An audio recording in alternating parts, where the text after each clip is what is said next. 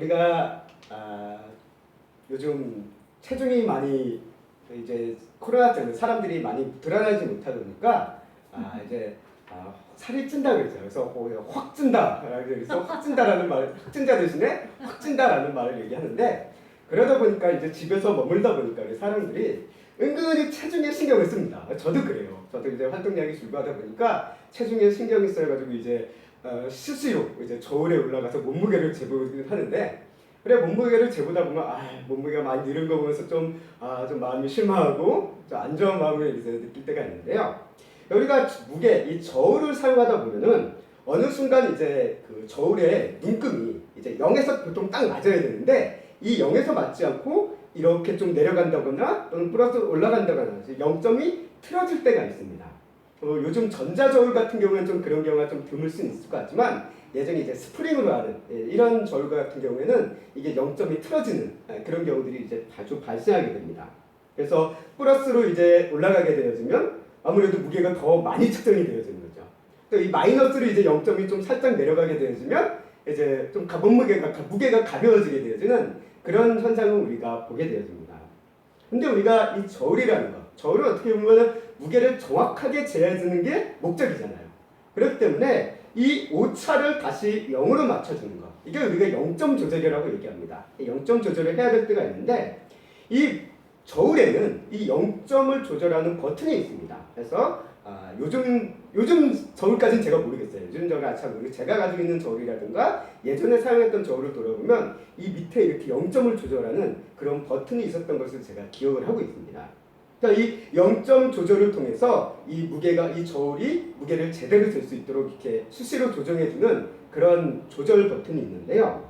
어떻게 보면은 별거 아닌 오차일 수도 있습니다. 뭐 0.1g, 뭐 0.01g, 뭐 이 정도의 작은 오차, 아주 사소한 오차일 수도 있을 것 같아서 별거 아닐 거다라고 우리가 생각을 하고 싶지만, 이 어떤 물건을 제작해야 되는 사람들에게는 이 0. 몇 %의 오차도 상당히 큰 오차다라고 얘기해요. 그래서 어떤 설계자들이 이 작은 오차에 대해서 상당히 많이 신경을 씁니다.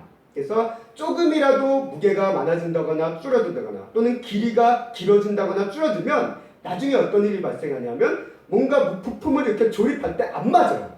안 맞아서 결국은 모두 다 불량품으로 폐기해야 되버리는 그런 상황이 발생하는 것을 우리가 보게 됩니다.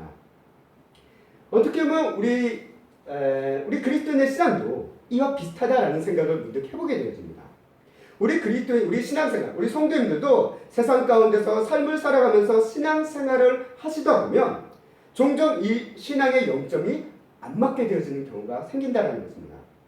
그래서 나의 고집과 감정과 생각으로 거기에 매몰돼서 알게 모르게 신앙생활을 하다 보면 신앙의 0점이 틀어져 버리는 경우가 있어요.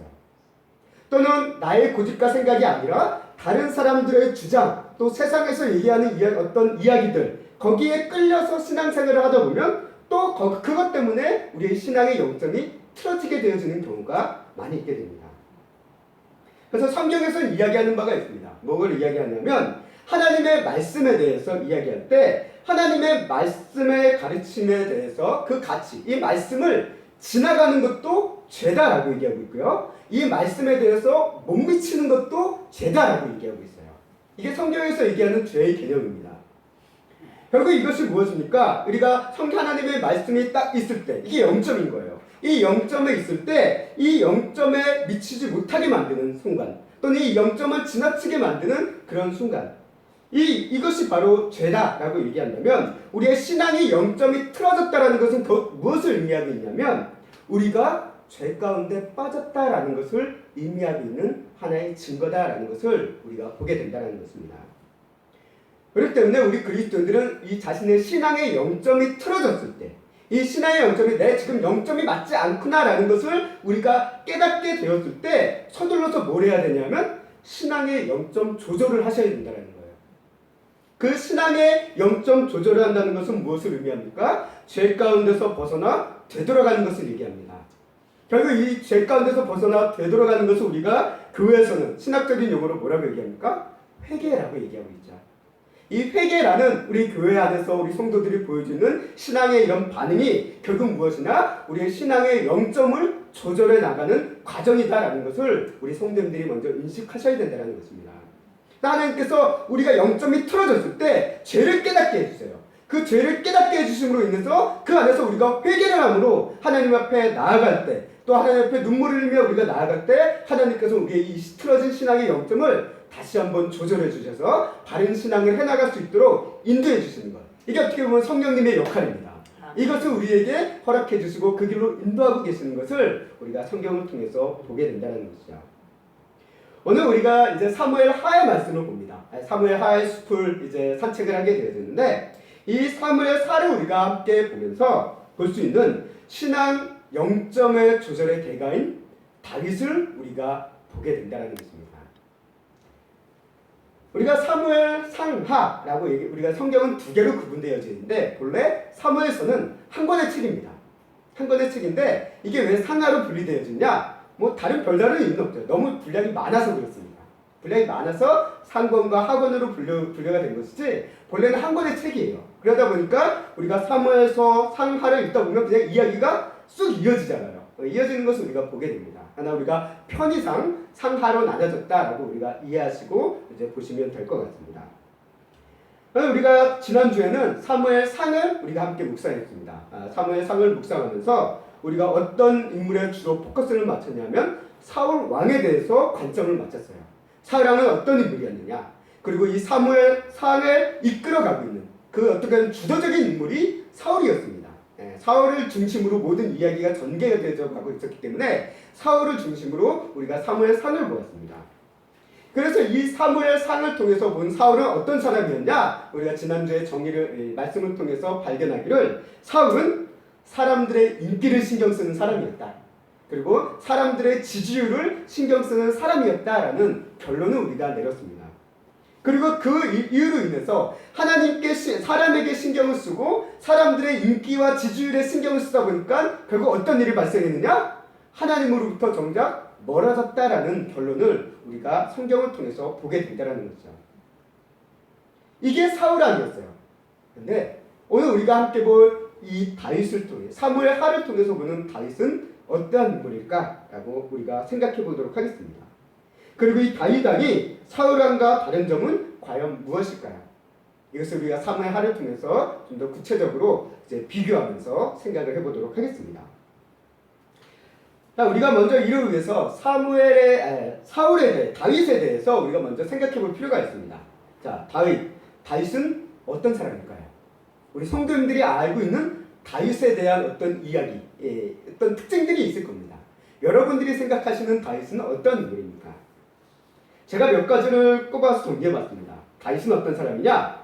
다윗은 블레셋의 장수인 골리앗을 이긴 사람이다. 이게 어떻게 보면 다윗의 가장 첫 번째 드러난 특징일 것 같아요. 왜? 이 사건을 통해서 다윗이 역사의 전면으로 등장하게 되기 때문에 그렇습니다. 그래서 다윗은 어떻게 보면 어느 누구도 두려워하며 이기기 힘들어했던 그 무서운 적을 이긴 사람이 다윗이었다라고 성경은 1차적으로 기록을 하고 있습니다. 그리고 다윗은 또 어떤 사람일까요? 다윗은 사울 왕의 사위였습니다. 사울 왕의 사위였어요. 이 블레셋의 골리앗을 쓰러뜨린 이후 사울이 약속한 게 있습니다. 이 골리앗을 쓰러뜨린 사람을 내가 사위 삼겠다라고 얘기한 바가 있어요. 그래서 다윗은 그 사울 왕의 사위가 되었습니다. 그리고 또 다윗은 어떤 사람입니까? 이로 인해서 백성들에게 많은 인기와 지지를 받던 장수가 다윗이었다라는 거예요. 근데 이 앞서 얘기했다시피 사울은 어때요? 사람들의 인기와 지지를 자신이 받기를 원했어요. 근데 정작 자신이 원하는 그 인기와 지지를 누가 받습니까? 다윗이 받았다라는 거예요. 이로 인해서 이제 어떤 일이 발생해요? 사울 왕이 다윗을 핍박하기 시작합니다. 다윗을 죽이려고 합니다. 그래서 다윗은 할 수 없이 도망자의 신세에 처하게 되는 것을 이제 사무엘상 후반부에 기록하고 있는 것을 우리가 보게 됩니다. 그래서 다윗은 어떤 사람입니까? 도망자였습니다. 도망자였어요. 그리고 이 다윗은 어떤 존재였냐? 이것은 어떻게 보면 사람이 본 기준은 아니었지만 하나님께서 사울 왕을 버리시고 선택하신 차기 왕이 누구였습니까? 다윗이었다는 거예요. 이게 오늘 성경에서 얘기하는 다윗의 하나의 특징이다라고 우리가 정리해 볼 수 있을 것 같습니다. 아마 여기에 다 들어갈 것 같아요. 그리고 역사적으로 봤을 때 다윗은 어떤 인물이었냐? 이스라엘의 전성기를 이끈 인물이 다윗이었다라고 해도 과언이 아닌 사람이 이 다윗입니다. 이처럼 성경에서 얘기하는 다윗, 훌륭한 사람이에요. 멋진 사람입니다. 능력 있는 사람입니다. 인기도 많은 사람입니다.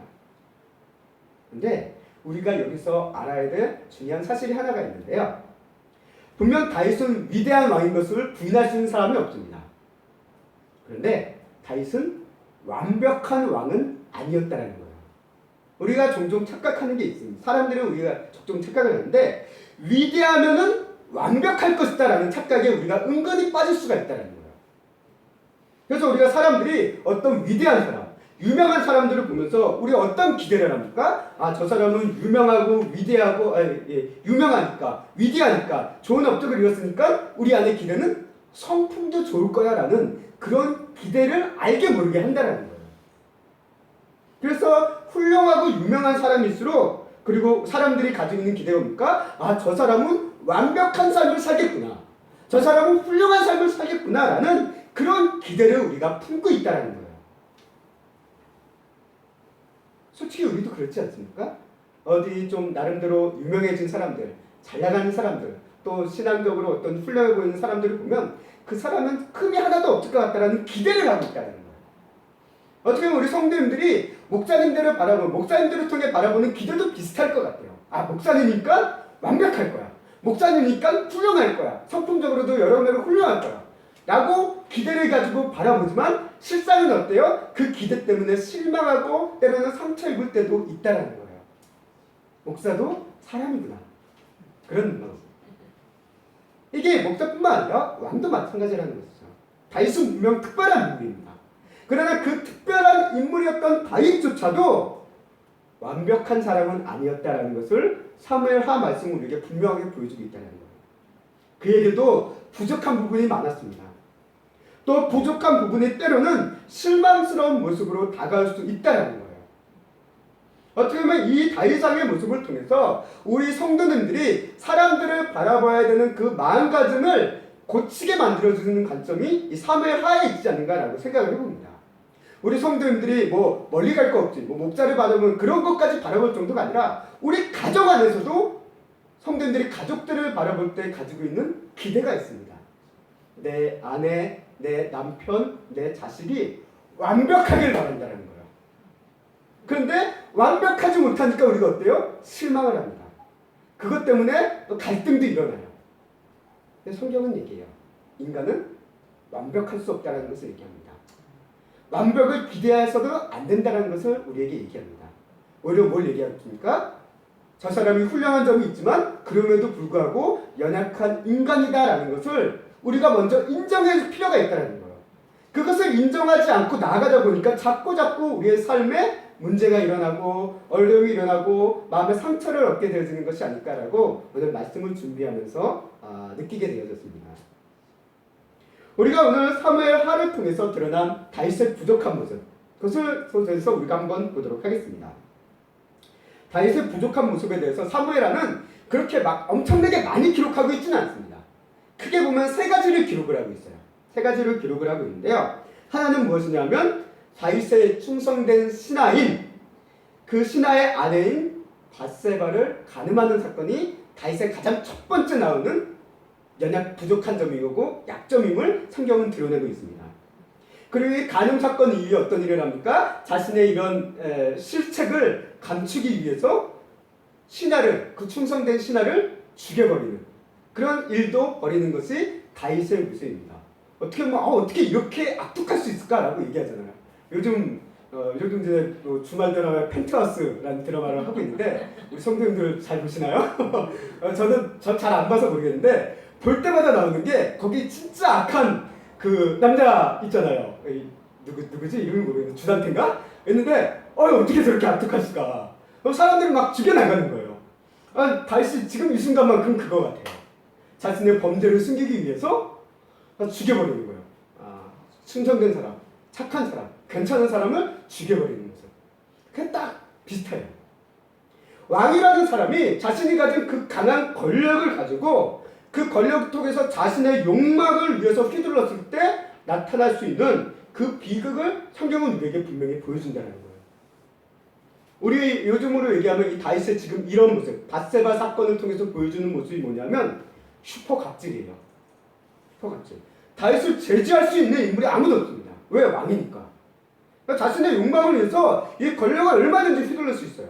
그 결과가 한 가정을 파괴시키고 한 충성된 신하를 없애버리고 하면 그 비극을 오늘 우리에게 분명히 보여주겠다는 거예요. 이런 갑질 앞에 평범한 일들은 눈물을 흘리는 거죠. 때로는 이유도 모르고 죽어나가는 거예요. 그래서 우리 국민들이 선거 때마다 권력자들 또는 지도자들에 대해 엄격한 도덕적 기준을 요구하는 이유가 여기 있다라고 우리 생각을 합니다. 적어도 지도자라면 그러지 말아야 되지 않겠냐라는 그런 욕망, 욕구, 그런 생각이 우리에게 있다는 겁니다. 이 밧세바 사건, 우리가 알고 있는 이 밧세바 사건이 바로 다윗의 일가의 비극의 시작점이 되어졌다라고 성경은 우리에게 보여주고 있습니다. 그래서 사무엘하 12장 10절과 11절 말씀을 우리가 함께 읽어보도록 하겠습니다. 시작. 이제 햇사람 우리아의 아내를 빼앗아 내 아내로 삼았은즉 칼이 내 집에서 영원토록 떠나지 아니하리라 하셨고 여호와께서 또 이와 같이 이르시기를 보라 내가 너와 내 집에 재앙을 일으키고 내가 내 눈앞에서 내 아내를 빼앗아 내 이웃들에게 주니 그 사람들이 내 아내들과 더불어 백주에 동심하리라. 아멘. 이게 다윗의 밧세바 사건으로 인해서 일어난 하나님의 징계입니다. 너희가 이런 일을 했으니 이제 이후로 내 가정에 내 인생에는 이런 일이 반드시 있을 것이다 라고 얘기합니다. 다윗의 귀방에 이제 칼이 멈추지 않을 것이다 라고 하나님께서 일종의 저주를 선언하시는 것을 우리가 보게 된다는 거죠. 죄의 대가를 치르게 만드십니다.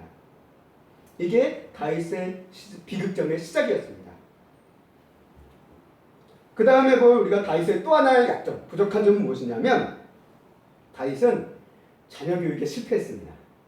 자녀 교육 실패해요. 다윗도 어떻게 보면 자녀 교육과 자녀만큼은 마음대로 안 됐던 것 같습니다. 다윗만 그런 게 아니라 성경에 많은 사람들을 보다 보면 상당수의 사람들이 자녀 교육에 실패하는 것을 우리가 보게 됩니다. 대표적으로 아담과 하와도 자녀 교육에 실패했어요. 그래서 형이 동생을 죽이잖아요. 그래서 자녀 교육에 실패입니다. 또 노아도 어떻습니까? 그 하나님께 밑에서 당대의 은이라고 했던 노아도 결국은 그 자녀 때문에 분란이 일어났어요. 이제 둘째 함이었죠. 함이 이제 아버지 그 벗은 모습을 보고 뭐 소문 동네방네라고 할 건 없지만 어쨌든 이야기를 부서지게 올리면서 이것도 어떻게 보면 하나의 자녀 교육의 실패 하나의 측면이다라고 볼 수 있습니다. 또 무엇을 볼 수 있습니까? 사무엘조차도 우리가 마지막 사사이면서 또 왕정 시대를 연 그 사무엘조차도 자녀 교육에 실패했습니다. 그리고 다윗도 자녀 교육에 실패했어요.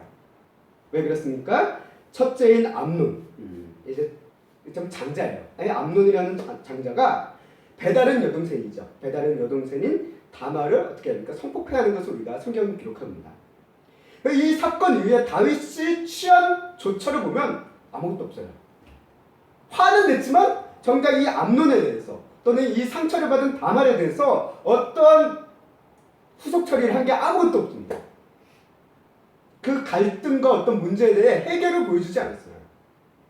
그래서 아마 이 사건을 계기로 이 다말의 친오빠인 압살롬이 일단은 형을 죽이고자 마음먹고 복수를 행하는 것을 우리가 보게 돼요. 그리고 아마도 이건 추정컨대 이후에 이 압살롬이 쿠데타를 일으킨 이유가 또 하나의 뭐냐? 공정치 못한 아버지를 봤기 때문에 쿠데타를 일으키지 않았나라는 생각을 문득 해보게 되었습니다. 물론 하나님의 뜻 가운데 이 밧세바 사건으로 인해서 하나님께서 이런 일이 일어날 것이다 라고 암시를 하셨지만 그 사건의 계기가 된 게 뭡니까? 다윗의 어떤 불공정한 모습. 그래서 이 압살롬이 쿠데타를 이루기 전에 가장 먼저 행한 게 뭡니까? 자신이 재판장이 된 거예요. 그러면서 자신이 사람들에게 공정한 사람으로 내비치기 시작한 것을 우리가 보게 된다는 것입니다. 인기를 뺏었다라고 얘기하고 있어요. 다윗은 공정하지 못하고 재판도 못하고 그러나 나는 다르다. 라는 식으로 인기를 빼앗고 그 후에 결국은 쿠데타를 일으키는 모습을 또는 성경은 기록하는 것을 보게 됩니다. 이처럼 다윗은 자녀 교육에 대해서 실패했다라는 것을 우리가 보게 됩니다. 그리고 마지막은 이제 부록이죠. 사무엘하 21장부터 24장까지는 일종의 부록이다라고 이야기를 하고 있습니다. 그래서 역사적 어떤 흐름에서 좀 벗어난 외적인 얘기가 이제 좀 첨부되었다라고 해서 부록이라고 보고 있는데요. 그래서 이 마지막 부분에 다윗의 인구조사 장면이 나옵니다. 그 인구조사를 통해서 일어난 다윗의 교만을 성경은 또 기록하면서 사무엘하를 마치는 것을 우리가 보게 되어지는데요. 어떻게 보면 인구조사 자체가 문제 있는 건 아니에요. 인구조사는 어떻게 보면 민수기에서 행한 행정적인 절차입니다. 그래서 우리의 인구가 얼마나 되는가, 또 인구를 통해서 분산력이 얼마나 되는가, 또 인구를 통해서 가장 중요한 것은 뭡니까? 세금을 걷어들이는 겁니다. 세금. 그래서 인구조사를 행하게 되는데, 그런데 다윗이 행한 인구조사는 단순한 행정적인 절차를 위한 것이 아니었다는 거예요. 행정력이 부족해서 당시에 이런 행정적인 절차가 아직 모자라가지고 인구조사를 해야겠다라는 그런 원인에서 시작한 것이 아니라 다윗의 인구조사의 원인은 어디에 있었냐면 사무엘하 24장 3절 말씀을 함께 읽어보도록 하겠습니다. 시작. 여호와의 왕께 아뢰되 이 백성이 얼마든지 왕의 하나님 여호와 앞에서 100배나 더하게 하사 내 주 왕의 눈으로 보게 하시기를 원하나이다. 그런데 내 주 왕은 어찌하여 이런 일을 기뻐하시나이까? 네. 다윗이 인구조사를 딱 명했을 때 요압이 그것을 말립니다. 아이, 많이 쉬어 그런 일 하지 마세요. 지금 안 해도 하나님께서 풍성하게 주셨는데 굳이 셀 필요 없습니다. 그러니까 안 하셨으면 좋겠습니다 라고 이야기했음에도 불구하고 다윗은 어때요? 밀어붙이는 것을 오늘 보게 됩니다. 왜 다윗이 인구조사를 했을까요? 인구조사를 통해 다윗이 얻고자 하는 바가 있습니다. 오늘 말씀 가운데 요압이 얘기죠. 이런 일을 기뻐하시나이까? 라고 얘기하고 있어요. 인구조사가 왜 다윗에게 기쁨이 되었을까? 그것은 다윗은 인구조사를 통해서 얻게 되어진 확인할 수 있는 게 뭐냐면 자신의 군사력을 확인할 수 있습니다. 군사력을 확인해요. 그리고 이를 통해서 기쁨을 얻고자 했다는 거예요. 결국 이것이 뭘 의미하는 것은 무엇이냐면 자신의 강함을 확인하기 위해서였고 또 자신의 통치의 결과를 확인해서 그것을 통해서 만족감을 누리고자 하는 그런 욕구가 있었다는 것을 우리가 보게 됩니다. 이것은 다윗뿐만 아니라 우리도 그래요. 우리도 어떤 일을 하게 되었을 때 또 어떤 일을 하면서 시간이 쭉 흘러왔을 때 우리는 어때요? 그 일의 결과가 잘 되면 잘 될수록 그거에 대해서 내가 얼만큼 업적을 이루었는지 세보고 싶어요. 내가 이만큼 했구나. 내가 이런 일을 이만큼 얻었구나. 라는 그런 결과를 보고 싶어하는 게 우리의 마음입니다. 그리고 그 결과를 보면서 우리는 어때요? 그것 통해서 만족감을 느낀다는 거예요. 아, 내가 이렇게 열심히 했으니까 이만큼 성공했구나. 라는 마음을 우리는 갖고 싶어 한다는 거예요. 그래서 그 수치를 통해서 만족감을 느껴요. 이 숫자를 통해서 만족감을 느낍니다. 그리고 그 숫자를 통해서 내가 이만큼 열심히 했고 내가 이만큼 잘났다라는 것을 자랑하고 싶어하는 게 우리의 마음이다라는 거예요. 그래서 우리 자녀들도 그렇잖아요. 모의고사라든가 어떤 시험 성적 잘 받으면 어때요? 자랑하고 싶잖아요. 엄마한테도 자랑하고 싶고 뭐 친척들한테도 자랑하고 싶고 뭐 본인이 친척한테 자랑 안 한다는 대로 엄마들이 이제 친척들한테 자랑하고 싶어. 그런 마음이 생기잖아요. 아, 내 아들 이렇게 공부 잘했어. 내 딸 이렇게 공부 잘했어. 내 딸 뭐 어디서 1등이야. 그런 마음이 우리에게 있다는 겁니다. 다윗도 똑같은 거예요. 내가 그렇게 힘든 인생을 열심히 살아왔는데 힘든 인생을 지나고 보니까 지금 왕이 되어서 국가마저도 이렇게 튼튼해지고 하다 보니까 이제는 내가 그 결실을 세보고 싶다는 거예요. 내가 이만큼 잘났다는 것을 한번 알아보고 싶다는 거예요. 그래서 인구조사를 행했다는 겁니다. 다윗도 똑같아요. 자랑하고 싶은 거예요. 거기서 만족감을 느끼고 싶은 겁니다. 그런데 이 자랑과 만족 안에는 무엇이 없었냐면 이것이 하나님께서 주신 것이다라는 감사의 마음이 없었다는 거예요. 그래서 이것은 내가 다 이룬 것이다. 이것은 내가 다 노력해서 내가 다 얻은 업적이다라는 이 교만이 이 인구조사 안에 드러났다라는 것입니다. 그래서 이 인구조사로 인해서 다윗은 오늘 하나님의 진노를 받았음을 오늘 말씀이 기록하고 있다는 거예요. 인구조사 자체가 문제가 아니에요. 인구조사를 통해서 보여준 다윗 안의 그 마음이 문제였다는 거예요. 하나님께서 주신 그 모든 은혜의 결과를 잊어버리고 내가 한 것이고 내가 얻은 것이고 나의 결실이었기 때문에 내가 잘났다라고 교만에 빠지는 순간 하나님께서 그것을 오늘 치셨다는 거예요. 이처럼 사무엘하에서는 다윗의 약점에 대해서, 다윗의 부족한 부분에 대해서 계속 우리에게 보여주고 있다는 거예요. 위대한 인물이었고 훌륭한 왕이었지만 그런 그조차도 완벽한 사람이 아니었고 여전히 부족하고 때로는 죄 가운데 빠지고 또 그로 인해서 실패하고 어려움을 겪고 하는 모습이 이 사무엘하 말씀에 기록되어 있다는 겁니다. 왜 이것을 우리에게 보여줬을까요? 교훈 가는 게 아닙니다.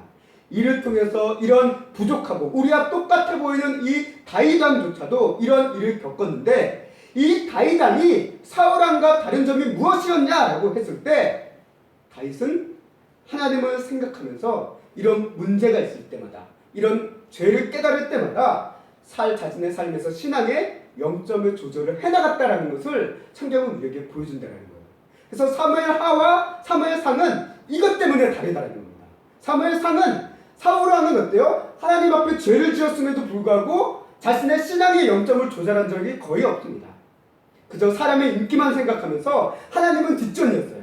그러나 다윗은 어떻습니까? 똑같은 왕이었지만 자신의 죄를 깨달았을 때 사람에게 이끌리기보다는 하나님을 생각하면서 자신의 신앙의 영점을 조절하는 모습을 사무엘하에서는 분명하게 우리에게 보여주고 있습니다. 오늘 말씀 사무엘하가 보여주는 것은 무엇입니까? 위대한 왕인 다윗도 완벽하진 않다라는 거예요. 그도 죄의 유혹에 빠질 수 있는 연약한 인간에 불과하다는 것을 사무엘사는 우리에게 분명히 보여줍니다. 우리가 사도행전을 보다 보면 사도 바울이 설교하는 장면이 나옵니다. 13장 말씀에 설교할 때 다윗에 대해서 이와 같이 언급을 하는데요. 어떻게 보면 사울이라는 그 바울이 자신의 동명이인인 사울 왕 대신에 다윗을 언급하는 것이 참 묘하기도 한데요. 사도행전 13장 22절 말씀 함께 읽어보도록 하겠습니다. 시작. 하시고 다윗을 왕으로 세우시고 진언하여 이르시되 내가 이새의 아들 다윗을 만나니 내 마음에 맞는 사람이라 내 뜻을 다 이루리라 하시더니 아멘. 하나님께서 말씀하셨다는 거예요. 사도 바울이 이제 선포하기를 하나님께서 다윗을 보면서 이야기합니다. 뭐라고 합니까? 다윗은 내 마음에 딱 맞는 사람이다라고 얘기합니다. 다윗이 왜 하나님의 마음에 딱 맞는 사람일까요? 그가 왕이라서 하나님께 맞는 걸까요? 그가 뛰어난 업적을 이뤄서 하나님의 마음에 맞은 걸까요? 만약 이 두 가지 이유 때문이었다고 한다면 사울 왕도 하나님의 마음에 맞는 사람이 됐을 겁니다. 그런데 하나님이 다윗을 자신의 마음에 맞는 사람으로 본 이유는 그가 왕이라서도 아니고 그가 뛰어난 업적을 이루어서도 아니에요. 다윗이 사울왕과 분명하게 다른 점이 무엇이냐? 그것은 다윗은 항상 하나님을 생각하는 사람이었기 때문에 그렇습니다. 사울은 하나님을 생각하기보다는 늘 사람을 생각하고 사람의 인기를 생각하고 지지율을 생각하면서 살아왔습니다. 그러나 다윗은 매 순간순간마다 하나님을 늘 떠올리며 하나님을 늘 생각하며 하나님을 늘 찬양하며 살아왔던 인생을 살아왔음을 성경은 우리에게 보여주고 있어요. 사무엘하가 보여주고 있고요. 또 시편이 우리에게 보여주고 있습니다. 그리고 그런 자신의 죄를 깨달았을 때 다윗은 어떻습니까? 즉시 하나님의 앞에 나와서 회개하는 모습을 우리에게 변함없이 보여주고 있는 것을 보게 됩니다. 그래서 밧세바 사건 때도 그랬고요.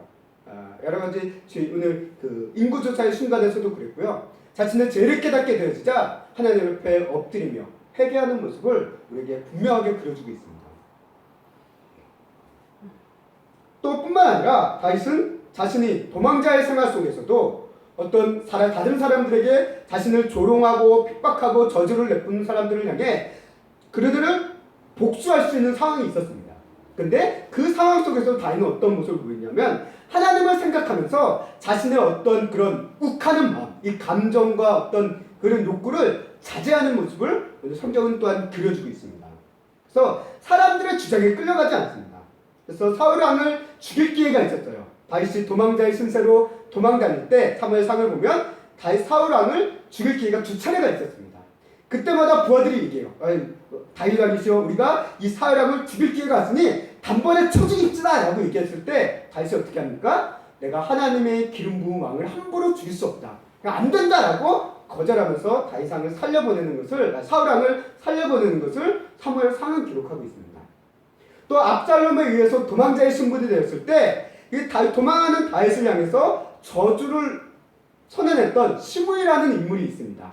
베냐민 지파였는데요. 이 시므이라는 인물에 대해서도 우리가 보여준 반응이 비슷해요.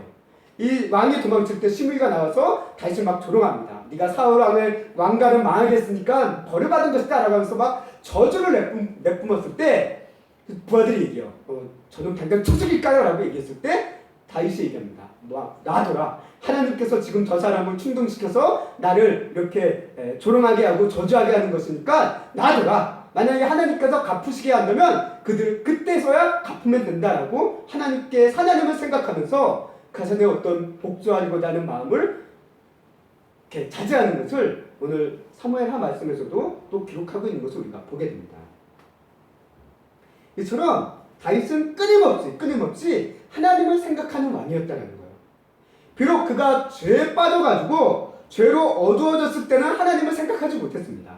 그런 순간도 있었어요. 그러나 죄를 깨닫게 되었을 때는 반드시 그는 어떻습니까? 빠짐없이 하나님 앞에 나왔다는 거예요.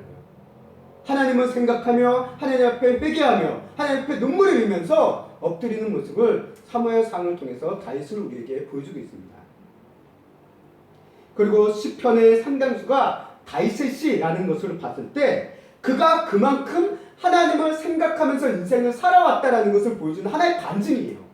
이렇게 많은 찬양의 시를 지을 수 있는 이유, 또 시편의 내용들을 보면 도망자였을 때도 있지만 여러 가지 안 좋았을 상황 때도 괜찮았을 때도 매 순간 하나님을 떠올리면서 찬양했던 찬양을 지었다라는 것을 우리가 느끼게 됩니다.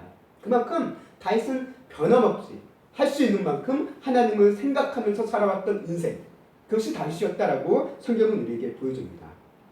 그래서 다윗이 하나님의 마음에 합한 자라는 거예요. 맞는 자라는 겁니다. 다른 거 아닙니다. 하나님을 늘 생각했기 때문에. 결국 이런 다윗의 모습을 통해서 우리에게 알려주는 것은 무엇입니까? 저와 여러분도 하나님의 마음에 합한 자가 될 수 있다라는 거예요. 아멘. 여러분이 비록 다윗 왕과 같이 특별한 선택을 받아서 특별한 역할을 하지 않을 수 있습니다. 그러나 다윗 왕처럼 하나님의 마음에 합한 자는 될 수 있어요. 왜? 어떻게? 여러분들이 끊임없이 하나님을 생각하는 인생을 사신다면 분명히 여러분들은 다윗 왕처럼 하나님의 마음에 합한 자로서 하나님께 인정받으실 것입니다. 아멘. 그러나 우리가 여기서 기억해야 될 것이 있습니다. 우리가 하나님을 생각함에 있어서 중요한 것은 하나님을 제대로 생각해야 된다는 거예요. 하나님을 제대로 기억하고 알고 생각해야 된다는 것입니다. 단순하게 하나님의 이름 3글자를 떠올리면서 나는 하나님을 생각해, 이게 하나님을 생각하는 것은 전부가 아니라는 거예요. 하나님을 생각한다는 것은 어떤 것을 얘기합니까? 우리는 성경을 통해서 말씀하시고 자신을 드러내주신 하나님을 알고 그 하나님을 바르게 기억하고 생각해야 된다는 거예요. 아멘.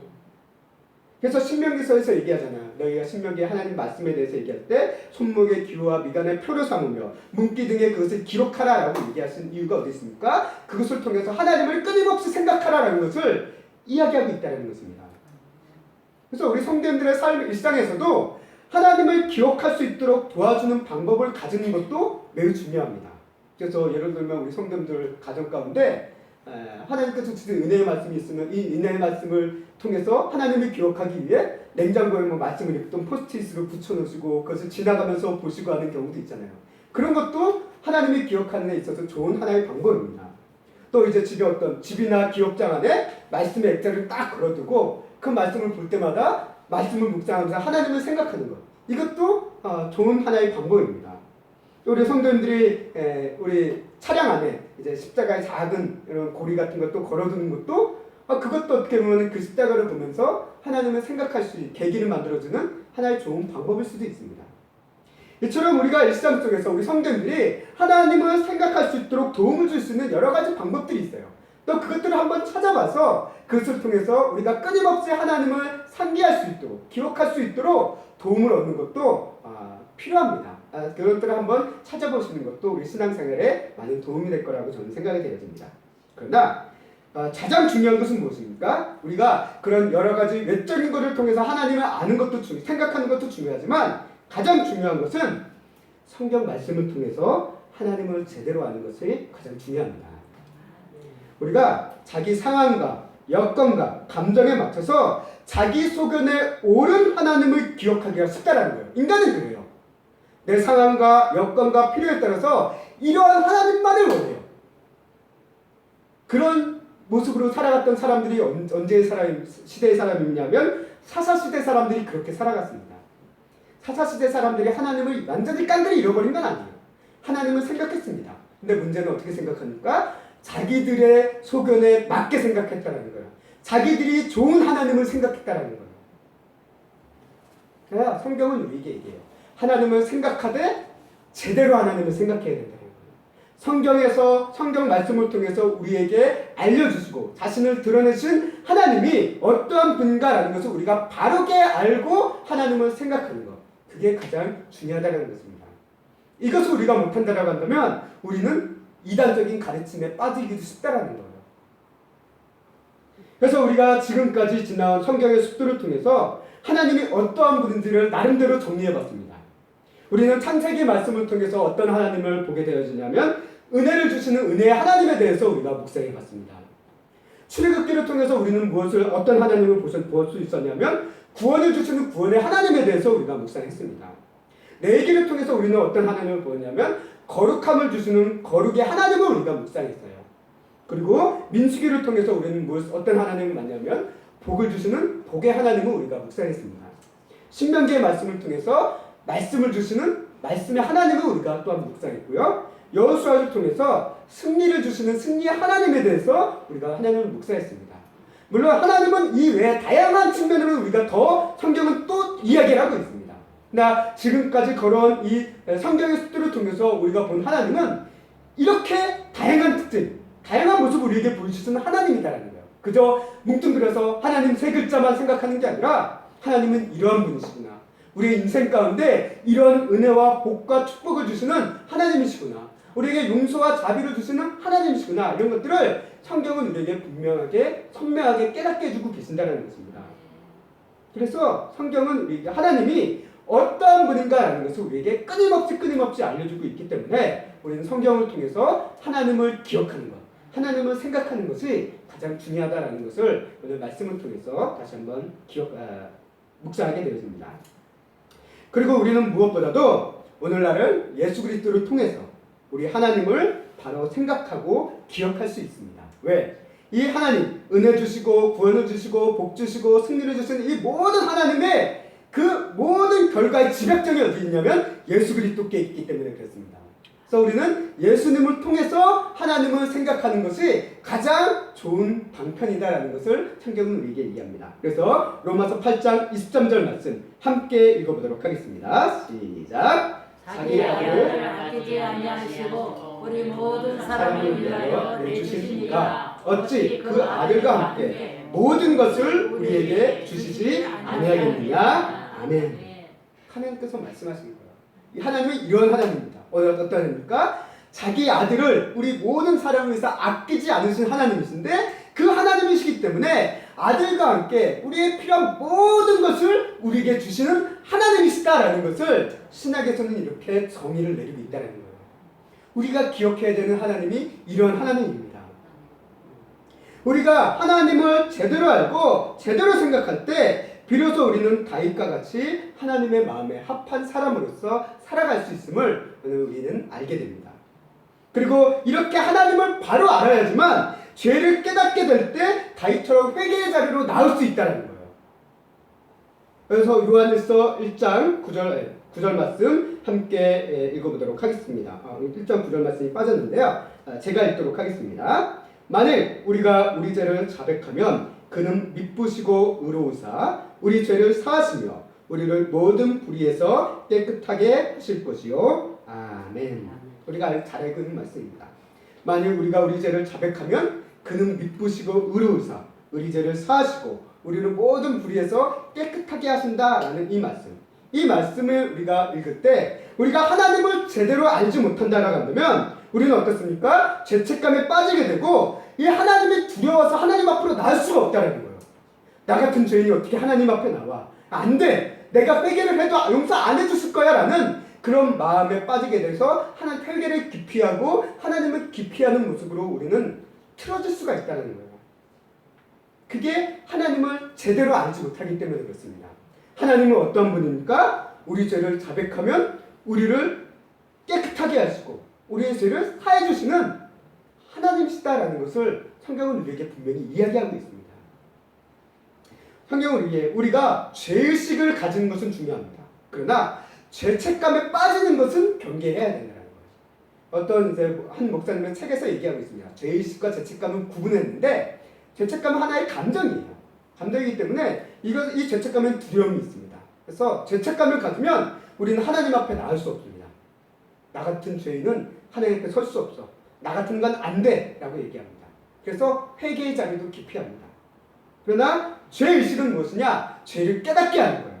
그리고 이 죄를 경계하게 하면서도 죄를 지었을 때 하나님을 제대로 생각하며 하나님 앞으로 나올 수 있도록 도와주는 것이 죄의식이에요.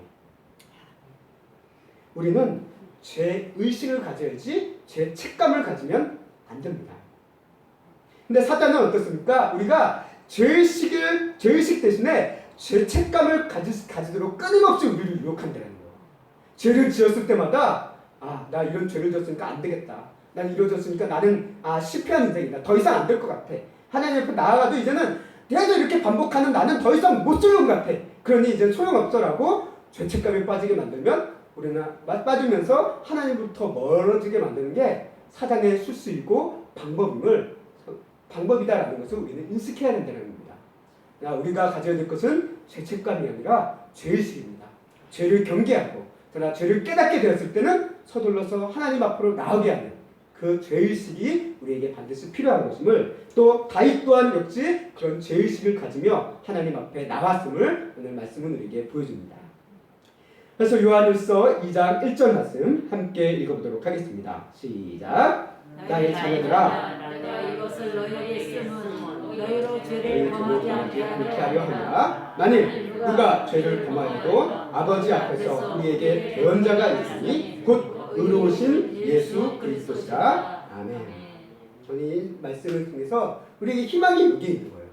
우리가 때로 죄책감에 빠질 수 있습니다. 왜? 감정의 생물이니까. 그러나 이 약속의 말씀이 우리가 죄책감에서 벗어나서 하나님 앞으로 나올 수 있도록 죄의식을 가지고 하나님 앞에 나올 수 있도록 도와줄 수 있는 귀한 말씀입니다. 너희가 죄를 범하지 않게 내가 이것을 썼다.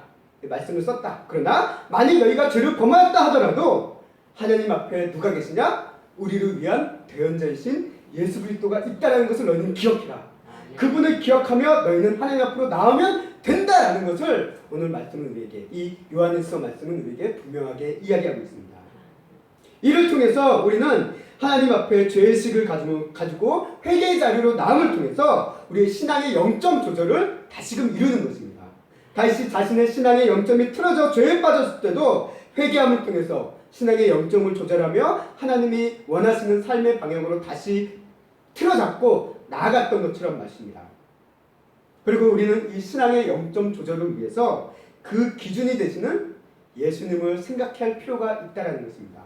히브리서 12장 2절 말씀 함께 읽겠습니다. 시작. 믿음의 주여 온전하게 하시는 이인 예수를 바라보자. 그는 그 앞에 있는 기쁨을 위하여 십자가를 참으사 부끄러움을 개의치 아니하시더니 하나님 보좌 우편에 앉으셨느니라. 우리가 신앙의 영점, 우리 인간이기 때문에 앞서 얘기했던 다윗과 같은 연약한 인간이기 때문에 우리가 삶을 살다 보면 신앙의 영점이 틀어질 수 있습니다. 아니 틀어질 수밖에 없습니다. 그러나 그때마다 우리가 예수 그리스도를 바라볼 때 예수님과 예수님의 십자가의 부활을 생각하며 하나님을 생각할 때 우리의 틀어진 신앙의 영점이 다시 한번 조절이 되고 고쳐질 수 있음을 성경은 우리에게 분명히 이야기합니다. 이를 우리 교회에서는 십자가의 복음의 능력이라고 얘기합니다. 그 복음의 능력을 통해서 우리의 삶은 회개의 자리로, 변화의 자리로, 다시 고침의 자리로 늘 끊임없이 신앙의 영점이 조절되어서 나아갈 수 있음을 성경은 우리에게 얘기합니다. 우리도 다윗처럼 항상 하나님을 바라보며 하나님을 생각하는 하나님의 마음에 맞는 우리 성도님들의 인생이 될 수 있기를 간절히 소망합니다. 이제 말씀을 정리하겠습니다. 우리 사람이 누군가를 생각한다는 것은 그 사람에게 관심과 사랑을 가지는 것입니다. 우리가 하나님을 생각하고 기억한다는 것은 그만큼 우리가 하나님을 사랑하는 첫 걸음임을 오늘 말씀을 통해서 다시 한번 깨닫게 됩니다. 무엇보다도 하나님은 우리를 늘 생각하고 계십니다. 늘 기억하고 계십니다. 이런 하나님의 사랑과 관심을 우리가 받은 우리도 이제는 하나님을 생각할 수 있어야 됩니다. 사울왕처럼 하나님 대신에 사람의 인기를 생각하다가 망하는 인생으로 가는 것이 아니라 다윗왕처럼 끊임없이 하나님을 생각하며 그리고 그 안에서 우리의 신앙의 영점이 계속 조절되므로 하나님을 주시는 그 은혜와 축복을 누리면서 살 수 있는 복된 인생이 될 수 있기를 주님의 이름으로 간절히 소망하고 축원합니다.